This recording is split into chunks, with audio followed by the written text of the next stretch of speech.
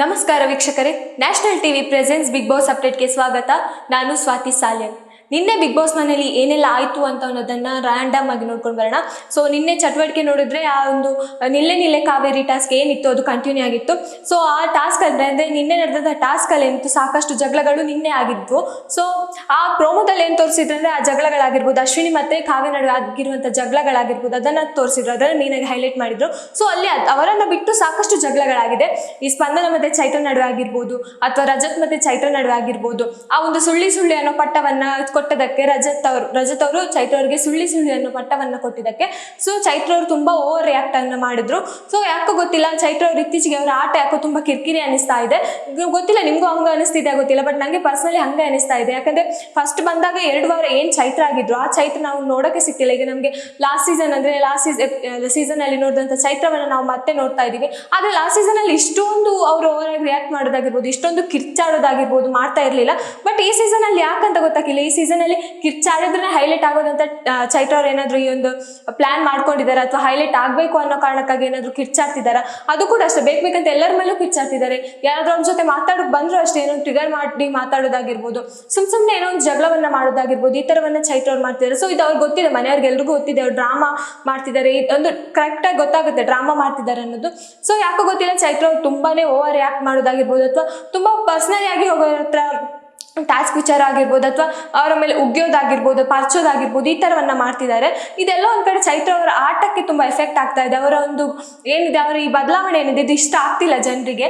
ನಮಗೂ ಕೂಡ ಅಷ್ಟೇ, ಯಾಕೋ ಈ ಚೈತ್ರ ಅವ್ರು ಯಾಕೆ ಈ ಥರ ಆಟ ಆಡ್ತಿದ್ದಾರೆ ಅನ್ನೋದು ಕೂಡ ಕನ್ಫ್ಯೂಷನ್ ಆಗ್ತಾ ಇದೆ. ಈ ಹಿಂದೆ ಇದ್ದ ಚೈತ್ರ ಕೂಡ ಅಲ್ಲ ಅವರು. ಸೊ ಮನೆಯಿಂದ ಈಗ ಒಳಗೆ ಬಂದ್ಮೇಲೆ ಅಂದರೆ 50 ದಿನ ಆದ್ಮೇಲೆ ಬಂದಿರೋ ಚೈತ್ರವನ್ನು ನೋಡಿದ್ರೆ ಯಾಕೋ ಕಿರಿಕಿರಿ ಅನಿಸ್ತಾ ಇದೆ. ನೆಕ್ಸ್ಟ್ ವೀಕ್ ಅವರೇ ಹೋಗ್ಲಿ ಅನ್ನೋ ಒಂದು ಕೂಡ ಬೇಡಿಕೆ ಕೂಡ ಇದೆ. ಯಾಕಂದ್ರೆ ಆ ರೀತಿ ಕಿರಿಕಿರಿಯನ್ನ ಮಾಡ್ತಿದ್ದಾರೆ. ಈ ಹಿಂದೆ ಅಶ್ವಿನಿ ಅವರಾಗಿರ್ಬೋದು, ಅಶ್ವಿನಿ ಅವರು ನಿನ್ನೆ ಕೂಡ ಅವರ ಆಟವನ್ನು ಸ್ಟಾರ್ಟ್ ಮಾಡಿ ತುಂಬಾ 2.0 ಅಂತ ಏನು ಹೇಳ್ತಿದ್ರು, ಅದಕ್ಕೆ ಮಸಿ ಬಳಿಯೋದನ್ನ ಮಾಡಿದ್ದಾರೆ. ಸೊ ಅವರು ಕೂಡ ಅಷ್ಟೇ ನಿನ್ನೆ ಕಿರ್ಚಾಡೋದು, ಪರ್ಚಾಡೋದು, ಸುಮ್ಮನೆ ರೇಗಾಡೋದು, ಅಥವಾ ಏನೋ ಒಂದು ಯಮ್ಮ ಅಂತ ಹೇಳಿದ ಕಾರಣಕ್ಕಾಗಿ ಅವಳು ನಂಗೆ ಯಮ್ಮ ಅಂತ ಹೇಳ್ಬಿಟ್ಲು, ಅಥವಾ ಅವರ ಕಾವ್ಯ ಅವರ ಮನೆಯವರ ವಿಷಯಕ್ಕೆ ಹೋಗಿರೋದಾಗಿರ್ಬೋದು, ಇದು ತುಂಬಾ ಪರ್ಸನಲಿ ತೀರಾ ಅಟ್ಯಾಕ್ ಆಯ್ತು ಅಂತ ಅನಿಸ್ತಾ ಇತ್ತು. ಹಾಗೆ ಚೈತ್ರ ಅವರು ಅಷ್ಟೇ ಎಲ್ಲೋ ಕಿರ್ಚಾಡಿದ್ರೆ ಮಾತ್ರ ನಾನು ಹೈಲೈಟ್ ಆಗ್ತೀನಿ ಅನ್ನೋ ಫೀಲ್ ಅಲ್ಲಿ ಇದ್ದಾರೆ ಅನ್ಸುತ್ತೆ. ಹಾಗೆ ಕೂಡ ಅಷ್ಟೇ ನಿನ್ನೆ ಕಿರ್ಚಾಡೋದು, ಅರ್ಚಾಡೋದು, ಪರ್ಚಾಡೋದು ತುಂಬಾನೇ ಮಾಡ್ತಾ ಇದ್ರು. ಇದೆಲ್ಲ ಒಂದ್ ಕಡೆ ಕಿರಿಕಿರಿ ಆಗ್ತಾ ಇದೆ ನಮ್ಗೆ ನೋಡೋರ್ಗೆ. ಬಿಗ್ ಬಾಸ್ ಒಮ್ಮೆಲೆ ಟಿವಿ ಆಫ್ ಮಾಡ್ಬಿಡೋಣ ಅನ್ನೋಷ್ಟು ಕಿರಿಕಿರಿ ಆಗ್ತಾ ಇದೆ. ಯಾಕಂದ್ರೆ ಅಷ್ಟು ಒಂದು ಅವರ ವಾಯ್ಸ್ ಏನಿದೆ ಅಷ್ಟು ಕಿರಿಕಿರಿ ಆಗೋದಾಗಿರ್ಬೋದು. ಈ ಹಿಂದೆ ರಿಷಬ್ ಮತ್ತೆ ರಾಶಿಕಾ ಅವರ ಜಗಳದಲ್ಲೂ ಹಂಗೆ ಆಗಿತ್ತು. ಒಂದೇನು ಜಗಳ ಮಾಡ್ತಿದ್ದಾರೆ, ಆ ಜಗಳಕ್ಕೆ ರೀಸನ್ ಇಲ್ಲದೆ ಸಾಕಷ್ಟು ಜಗಳಗಳು, ಅಥವಾ ಕಿರ್ಚೋದು, ಸುಮ್ನೆ ಕಿರ್ಚೋದು, ಅವ್ರ ಮನೇಲಿ ಕಾರಣನೇ ಇಲ್ಲ ಜಗಳ ಆಡಕ್ಕೆ. ಬಟ್ ಏನೋ ಒಂದು ವಾಯ್ಸ್ ಕೇಳಬೇಕು, ಆ ವಾಯ್ಸ್ ಅವರ ವಾಯ್ಸ್ ಹೇಗಿರುತ್ತೆ ಅಂತ ಅವ್ರಿಗೆ ಅರಿವಿಲ್ಲ ಅನ್ಸುತ್ತೆ, ಆ ಥರ ಒಂದು ಕಿರ್ಚ್ತಾರೆ. ಸೊ ನಿನ್ನೆ ಚೈತ್ರ ಅವರು ಅಷ್ಟೇ ಸ್ಪಂದನ ಮೇಲೆ ರೇಗಾಡಿದ್ರು.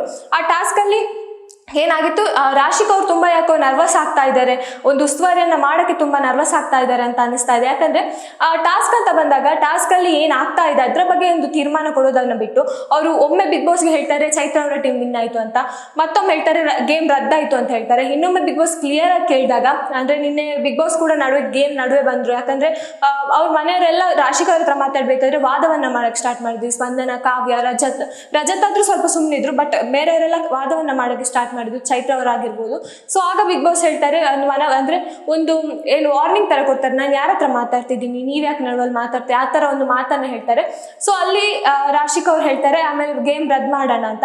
ಆಮೇಲೆ ಬಿಗ್ ಬಾಸ್ ಮತ್ತೆ ಕೇಳ್ತಾರೆ ನಿಮ್ಮ ನಿರ್ಧಾರ ಏನು, ಕೊನೆ ಅಂತಿಮ ನಿರ್ಧಾರ ಏನು ಅಂತ ಕೇಳ್ತಾರೆ.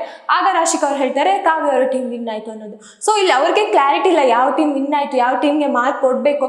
ಅಂದ್ರೆ ಅವ್ರು ಮಾಡಿರೋ ರೂಲ್ಸ್, ಬಿಗ್ ಬಾಸ್ ಕೊಟ್ಟಿರೋ ರೂಲ್ಸ್ ಇದ್ದಿದ್ದು ಅವರೊಂದು ಆಡ್ ಮಾಡಿದ್ದಾರೆ ರೂಲ್ಸ್ ಅನ್ನ. ಏನಂದ್ರೆ ಆ ನಿಲ್ಲೆ ಕಾವೇರಿ ಟಾಸ್ಕ್ ಅಲ್ಲಿ ಏನ್ ಬೋಲ್ಟ್ ಇತ್ತು ಆ ಬೋಲ್ಟ್ ಅನ್ನ ಬೇರೆ ಕಡೆ ತೆಗೆದು ಹಾಕ್ಬೇಕು ಅನ್ನೋದು. ಸೊ ಆಗ ಕೈಯನ್ನ ಯೂಸ್ ಮಾಡಬಾರ್ದು, ಆ ತರ ಏನೋ ಒಂದು ರೂಲ್ಸ್ ಅನ್ನ ಮಾಡಿದ್ದಾರೆ.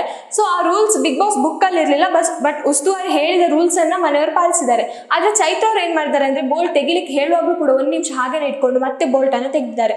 ಇದನ್ನ ಗಮನಿಸಿದಂತ ಆಪೋಸಿಟ್ ಟೀಮ್ ಅಂದ್ರೆ ಕಾವ್ಯ ಅವರ ಟೀಮ್ ಇದಕ್ಕೆ ವಾದ ಮಾಡಕ್ಕೆ ನಿಂತರು. ಸೊ ಅವ್ರು ಆಡಿದ್ದು ಫೇರ್ ಅಲ್ಲ, ಅನ್ಫೇರ್ ಆಗಿ ಆಟ ಆಡಿದ್ದಾರೆ.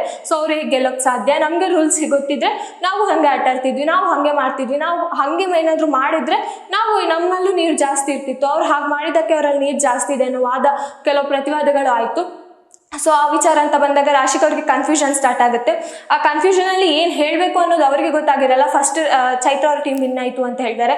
ಆಮೇಲೆ ನೆಕ್ಸ್ಟ್ ಬಿಗ್ ಬಾಸ್ ಮತ್ತೆ ಕೇಳಿದಾಗ ಹೇಳ್ತಾರೆ ಟೀಮ್ ರದ್ದು ಮಾಡು ಅಂದ್ರೆ ಆ ಟಾಸ್ಕ್ ಅನ್ನ ರದ್ದು ಮಾಡ್ತೀನಿ ಅಂತ. ಆಗ ಮನೆಯವರೆಲ್ಲರೂ ಅವ್ರಿಗೆ ತುಂಬಾ ಬಯೋಕ್ ಸ್ಟಾರ್ಟ್ ಮಾಡ್ತಾರೆ, ಅಥವಾ ಏನ್ ಈ ತರ ಮಾಡ್ತಿದ್ದೆ, ಇಷ್ಟು ಕಷ್ಟಪಟ್ಟು ಆಡಿದಕ್ಕೆ ರದ್ದಾಗತ್ತಾ, ನೀನ್ ಸರಿಯಾಗಿ ಅಂದ್ರೆ ಒಂದು ಟಾಸ್ಕ್ ಅನ್ನ ನೋಡಿಲ್ಲ, ಉಸ್ತುವಾರಿ ನೋಡಿಲ್ಲ, ಆ ತರ ಒಂದು ಮಾತನ್ನ ಹೇಳ್ತಾರೆ.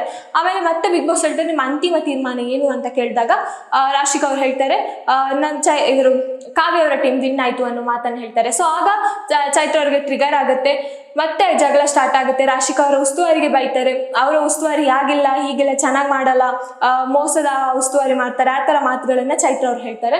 ಸೊ ಅಲ್ಲಿ ರಾಶಿಕ್ ಅವ್ರು ಮತ್ತೆ ಟ್ರಿಗರ್ ಆಗ್ತಾರೆ. ರಾಶಿಕ್ ಅವ್ರು ಮತ್ತೆ ಚೈತ್ರ ನಡುವೆ ಕೆಲವೊಂದಿಷ್ಟು ವಾದಗಳಾಗುತ್ತೆ.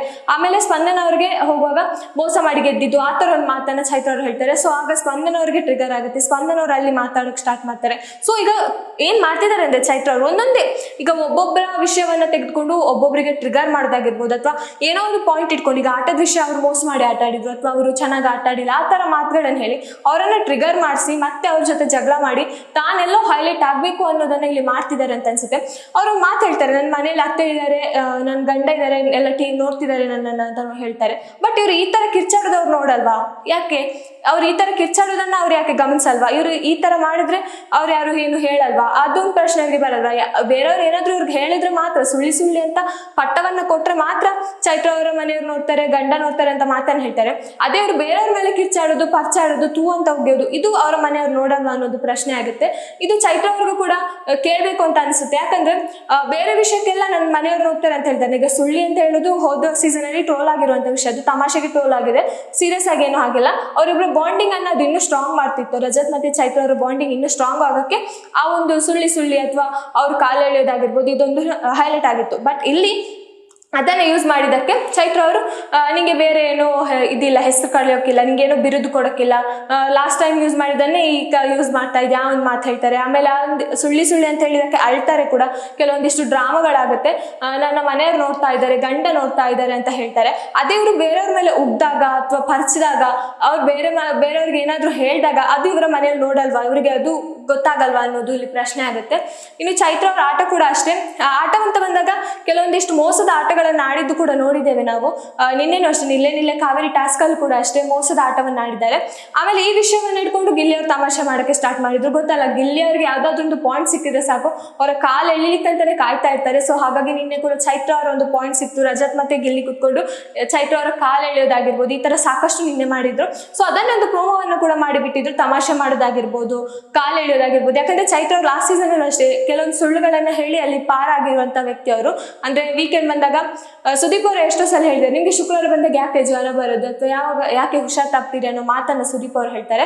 ಹಾಗೆ ಆ ಒಂದು ವಿಷಯನ ಇಟ್ಕೊಂಡು ಗಿಲ್ಲಿ ಅವರು ಮಾತಾಡೋದಾಗಿರ್ಬೋದು, ರಜತ್ ಅವರು ಹಿಂಟ್ ಕೊಡ್ತಿದ್ದಾರೆ ಈ ತರ ಕೇಳು ಅಂತ. ಗಿಲ್ಲಿ ಅದನ್ನು ಹೋಗಿ ಚೈತ್ರ ಅವ್ರ ಹತ್ರ ಕೇಳೋದಾಗಿರ್ಬೋದು, ಚೈತ್ರ ಅವರು ಗಿಲ್ಲಿ ಮೇಲೆ ರೇಗಾಡೋದಾಗಿರ್ಬೋದು. ಅಲ್ಲಿ ಆ ಒಂದು ಏನಿದೆ ಆ ಒಂದು ಟಾಕ್ ಇತ್ತಲ್ಲ, ಆ ಒಂದು ರೇಗೋದಾಗಿರ್ಬೋದು ಅಥವಾ ಗಿಲ್ಲಿ ಕಾಲು ಎಳೆಯೋದಾಗಿರ್ಬೋದು, ಇದು ಸಿಕ್ಕಾಪಟ್ಟೆ ಅಂತಾರೆ. ನಮ್ಗೆ ನಿನ್ನೆ ನೋಡೋಕೆ ತುಂಬಾ ಮನೋರಂಜನೆ ಅಂತ ಅನಿಸ್ತಾ ಇತ್ತು. ಯಾಕಂದ್ರೆ ಗಿಲ್ಲಿ ಅವ್ರು ಗೊತ್ತು ಅವ್ರು ಇದ್ದಲ್ಲಿ ಮನೋರಂಜನೆ ಗ್ಯಾರಂಟಿ ಅಂತ ಅನ್ನೋದು. ಸೊ ಹಾಗಾಗಿ ಚೈತ್ರ ಅವರ ಕಾಲು ಎಳೆಯೋದು, ಚೈತ್ರ ಅವ್ರ ಅದಕ್ಕೆ ಟ್ರಿಗರ್ ಆಗಿ ಮಾತಾಡೋದು ಇದು ಎಲ್ಲ ಒಂದ್ ಕಡೆ ಕಿರಿಕಿರಿ ಆದ್ರು. ಬಟ್ ಚೈತ್ರ ಅವರ ಬಿಹೇವಿಯರ್ ಏನಿದೆ ಮತ್ತೆ ಗಿಲ್ಲಿ ಮತ್ತೆ ಅವರನ್ನು ರೇಗಿಸೋದಾಗಿರ್ಬೋದು ಈ ತರ ಸಾಕಷ್ಟು ನಾವು ನೋಡಿದ್ದೇವೆ. ಅದಕ್ಕಿಂತ ಮುಂಚೆ ಅಶ್ವಿನಿ ಮತ್ತೆ ಚೈತ್ರ ನಡುವೆ ಆದಂತಹ ಒಂದು ಮಾತುಕತೆ, ಅಂದ್ರೆ ಕ್ಷಮೆ ಕೇಳೋ ವಿಷಯದಲ್ಲಿ ಆದಂತಹ ಒಂದು ಮಾತುಕತೆಯನ್ನ ಗಿಲ್ಲಿ ಅವರು ನಾರ್ಮಲ್ ಆಗಿ ಟೀಸ್ ಮಾಡ್ತಾರೆ. ಅದಕ್ಕೆ ಚೈತ್ರ ಅವ್ರು ಬಂದು ಗಿಲ್ಲಿ ಅವ್ರ ಮೇಲೆ ತಮಾಷೆಗೆ ಹೊಡೆಯೋದಾಗಿರ್ಬೋದು ಅಥವಾ ರೇಗಿಸೋದಕ್ಕೆ ಅವರು ಕೂಡ ನಕ್ಕಿರೋದಾಗಿರೋದು ಮಾಡಿದ್ದಾರೆ. ಬಟ್ ನಿನ್ನೆ ಟಾಸ್ಕ್ ವಿಚಾರ ಅಂತ ಬಂದಾಗ ಅವ್ರಿಗೆ ಗೊತ್ತಿರುತ್ತೆ ನಾನು ಮಾಡಿದ ತಪ್ಪು, ಆ ತರ ಮಾಡಬಾರ್ದಿತ್ತು, ರೇಗಾಡಿದ ತಪ್ಪು ಅನ್ನೋ ಗೊತ್ತಿರುತ್ತೆ. ಆದ್ರೆ ಅದನ್ನ ಮರೆಮಾಚೋಕೆ ಗಿಲ್ಲಿ ಮೇಲೆ ಮತ್ತೆ ರೇಗಾಡಿದ್ರು ಅಂತ ಅನಿಸ್ತಾ ಇತ್ತು. ನಂಗೆ ನೋಡಿದಾಗ ಹಂಗೆ ಅನಿಸ್ತು. ಆಮೇಲೆ ಟಾಸ್ಕ್ ಅಂತ ಬಂದಾಗ ಕೆಲವೊಂದು ಟಾಸ್ಕ್ ಇತ್ತು. ನಿನ್ನೆ ಲಾಸ್ಟ್ ಟಾಸ್ಕ್ ಅಂತ ಕೊಟ್ಟಿದ್ರು ಬಿಗ್ ಬಾಸ್ ಮನೆಯಲ್ಲಿ, ಈ ವಾರದ ಕೊನೆಯ ಟಾಸ್ಕ್ ಅಂತ ಕೊಟ್ಟಿದ್ರು. ಅದು ಗಿಲ್ಲಿ ಮತ್ತೆ ರಘು ಅವರಿಗೆ ಒಂದು ಟಾಸ್ಕ್ ಆಗಿತ್ತು. ಯಾಕಂದ್ರೆ ಈಗ ಧ್ರುವಂತ್ ಮತ್ತೆ ರಕ್ಷಿತ್ ಅವ್ರು ಏನ್ ಟೀಮ್ ಅನ್ನ ಸೆಟ್ ಮಾಡ್ತಾರೆ ಅದು ಬಿಗ್ ಬಾಸ್ ಮನೆಯಲ್ಲಿ ಈಗ ಮನೆ ಸ್ಪರ್ಧಿಗಳಿಗೆ ಆ ಟೀಮ್ ಅನ್ನ ಕೊಡ್ತಾರೆ. ಸೊ ಹಾಗೆ ರಾಶಿಕಾ ಅವರಿಗೆ ಇಬ್ಬರನ್ನ ಸೇವ್ ಮಾಡಕ್ಕಿರುತ್ತೆ, ಇಬ್ಬರನ್ನ ನಾಮಿನೇಟ್ ಮಾಡಕ್ಕಿರುತ್ತೆ. ಸೊ ಆಗ ನಾಮಿನೇಟ್ ಮಾಡಿದ್ದು ಗಿಲ್ಲಿ ಮತ್ತೆ ರಘು ಅವ್ರನ್ನ ನಾಮಿನೇಟ್ ಮಾಡ್ತಾರೆ, ಧನುಷ್ ಮತ್ತೆ ರಜತ್ ಅನ್ನ ಸೇವ್ ಮಾಡ್ತಾರೆ. ಸೊ ಈ ಕಾರಣಕ್ಕಾಗಿ ಬಿಗ್ ಬಾಸ್ ಇಲ್ಲಿ ಸೀಕ್ರೆಟ್ ರೂಮ್ ಅಲ್ಲಿ ಇರುವಂತಹ ರಕ್ಷಿತಾ ಮತ್ತೆ ಧ್ರುವಂತ್ ಅವರಿಗೆ ಟಾಸ್ಕ್ ಅನ್ನ ಕೊಡ್ತಾರೆ, ಯಾವ ಸ್ಪರ್ಧೆಯನ್ನ ಯಾವ ಟೀಮ್ಗೆ ಹಾಕ್ತೀರ ಅನ್ನೋದು. ಸೊ ಆಗ ಅವರು ಡಿಸ್ಕಸ್ ಮಾಡಿ ಸೂರಜ್ ಅನ್ನ ಗಿಲ್ಲಿ ಟೀಮ್ಗೆ ಹಾಕ್ತಾರೆ, ಮತ್ತೆ ಮಾಳು ಅವರನ್ನ ಧನುಷ್ ಅವರ ಟೀಮ್ ಹಾಕ್ತಾರೆ. ಸೊ ಆಗ ಅವರ ಪಾಯಿಂಟ್ ಇದ್ದದ್ದು ಕರೆಕ್ಟ್ ಆಗಿದೆ, ಈ ಒಂದು ಬ್ಯಾಲೆನ್ಸ್ ಏನಿದೆ ಅದು ಕರೆಕ್ಟ್ ಆಗಿದೆ. ಬಟ್ ಇಲ್ಲಿ ಏನಾಗ್ತಾ ಇದೆ ಅಂದ್ರೆ ಒಂದು ಫೇವರಿಸಮ್ ಕಾಣ್ತಾ ಇಲ್ಲ. ರಕ್ಷಿತ್ ಅವ್ರು ನಿನ್ನೆ ಫೇವರಿಸಮ್ ಮಾಡ್ಲಿಲ್ಲ ಅನ್ಸುತ್ತೆ. ಒಂದು ವೇಳೆ ಮಾಡುವವ್ರನ್ನೇನಾದ್ರೂ ಗಿಲ್ಲಿ ಮತ್ತೆ ರಘು ಅವ್ರ ಟೀಮ್ ಹಾಕ್ತಿದ್ರೆ ಅಲ್ಲಿ ಫೇವರಿಸಮ್ ಆಗಿ ಕಾಣ್ತಾ ಇತ್ತೇನೋ ಗೊತ್ತಿಲ್ಲ. ಯಾಕಂದ್ರೆ ಮಾಳು, ರಘು ಮತ್ತೆ ಗಿಲ್ಲಿ ಇವರ ಫೇವ್ರೆಟ್ ಸ್ಪರ್ಧಿಗಳು, ಅಂದ್ರೆ ಇವರ ಜೊತೆ ಜಾಸ್ತಿ ಅವ್ರು ಕನೆಕ್ಟ್ ಆಗಿರುವಂತದ್ದು ಮನೆಯಲ್ಲಿ. ಸೊ ಆ ತರ ಮಾಡಿ, ಬಟ್ ನಿನ್ನೆ ಅವರ ಡಿಸಿಷನ್ ತುಂಬಾ ಫೇರ್ ಆಗಿತ್ತು, ಎಲ್ಲೋ ಅನ್ಫೇರ್ ಅಂತ ಅನಿಸ್ತಾ ಇಲ್ಲ. ಹಾಗಾಗಿ ಸೂರಜ್ ಅವರು ಗಿಲ್ಲಿ ಅವರ ಟೀಮ್ಗೆ ಆಟ ಆಡ್ತಾರೆ. ಎಲ್ಲ ಒಂದ್ ಕಡೆ ನಮ್ಗೆ ಲಾಸ್ಟಿಗೆ ಆಗುವಾಗ ಅವರ ಒಂದು ಟಾಸ್ಕ್ ಏನಿತ್ತು ತುಂಬಾ ಅಚಾನಕ್ ಆಗಿ ಬದಲಾಯಿತು ಅಂತ ಅನಿಸ್ತಾ ಇತ್ತು. ಯಾಕಂದ್ರೆ ಧನುಷ್ ಮತ್ತೆ ರಜತ್ ಅವರೆಲ್ಲ ಸ್ಟ್ರಾಂಗೆಸ್ಟ್ ಕಂಟೆಸ್ಟೆಂಟ್. ಮಾಡು ಆಗಿರ್ಬೋದು, ಅವರೊಂದು ಶಾರ್ಟ್ ಅಂದ್ರೆ ಮಾಡು ಅವರೊಂದು ಗುರಿ ಇಟ್ಟದನ್ನು ಹೊಡೆಯೋದಾಗಿರ್ಬೋದು ಅಥವಾ ಸ್ಪೀಡ್ ಅಲ್ಲಿ ಆಗಿರ್ಬೋದು, ಮಾಡು ಅವ್ರು ತುಂಬಾನೇ ಫಾಸ್ಟ್ ಇದ್ದಾರೆ.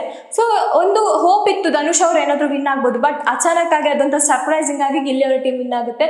ಸೊ ಅವರಲ್ಲಿ ಖುಷಿ ಸೆಲೆಬ್ರೇಷನ್ ಅಲ್ಲಿ ನೋಡ್ಬೇಕು. ಆಮೇಲೆ ಇಬ್ರು ನಾಮಿನೇಟ್ ಆಗ್ತಾರೆ, ಅಂದ್ರೆ ಯಾರು ರಾಶಿಕ್ ಅವ್ರು ಯಾರನ್ನ ಸೇವ್ ಮಾಡಿರ್ತಾರೋ ಅವರು ಇಲ್ಲಿ ನಾಮಿನೇಟ್ ಆಗ್ತಾರೆ, ಯಾರನ್ನ ಅವ್ರು ನಾಮಿನೇಟ್ ಮಾಡಿರ್ತಾರೋ ಅವ್ರು ಇಲ್ಲಿ ಸೇವ್ ಆಗಿರ್ತಾರೆ. ಸೊ ಹಾಗಾಗಿ ಕ್ಯಾಪ್ಟನ್ಸಿ ಓಟಕ್ಕೆ ರಘು ಮತ್ತೆ ಗಿಲ್ಲಿ ಅವರು ನೇರವಾಗಿ ನಾಮಿನೇಟ್ ಆಗ್ತಾರೆ.